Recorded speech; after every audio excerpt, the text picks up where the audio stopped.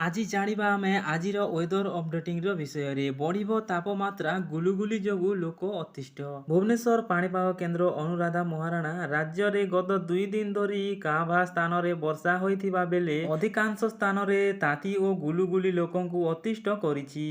ବାଲେଶ୍ୱରରେ ସର୍ବାଧିକ 37 degree Celsius ତାପମାତ୍ରା ରେକର୍ଡ କରାଯାଇଥିବା ବେଳେ ପ୍ରାୟ 6ଟି ସ୍ଥାନରେ ତାପମାତ୍ରା 36ରୁ 37 ଡିଗ୍ରୀ ସେଲସିୟସ୍ ମଧ୍ୟ ରହିଥିଲା। ରାଜ୍ୟର 9ଟି ସ୍ଥାନରେ 35ରୁ 36 ଡିଗ୍ରୀ ସେଲସିୟସ୍ ତାପମାତ୍ରା ରେକର୍ଡ କରାଯାଇଛି। ବୁଧବାର ରାଜ୍ୟରେ କେତେକ ସ୍ଥାନରେ ହାଲୁକାରୁ ମଧ୍ୟମ ଧରଣ ବର୍ଷା ହେବା ସମ୍ଭାବନା ରହିଛି। ତେବେ ଆସନ୍ତା 4 ଦିନ ରାଜ୍ୟରେ ବଡ଼ ଧରଣ ବର୍ଷା ସମ୍ଭାବନା ନଥିବା ବେଳେ ତାପମାତ୍ରା 2ରୁ 3 ଡିଗ୍ରୀ ବଢ଼ିପାରେ।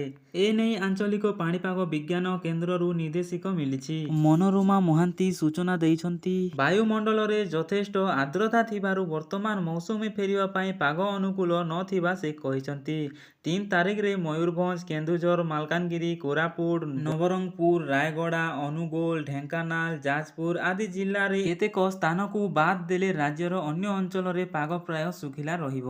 ପାଣିପାଗ ବିଷୟରେ ଆଜିର ସୂଚନା ଏତିକି ଅଛି। Thank you. ଭିଡ଼ିଓକୁ ଲାଷ୍ଟ ପର୍ଯ୍ୟନ୍ତ ଦେଖିବା ପାଇଁ ପ୍ଲିଜ୍ ମୋ ଚ୍ୟାନେଲରେ ନୂଆ ଅଛ ତ ଚ୍ୟାନେଲକୁ ସବସ୍କ୍ରାଇବ କରିଦିଅ, ଭିଡ଼ିଓକୁ ଲାଇକ୍ ସେୟାର କରିଦିଅ।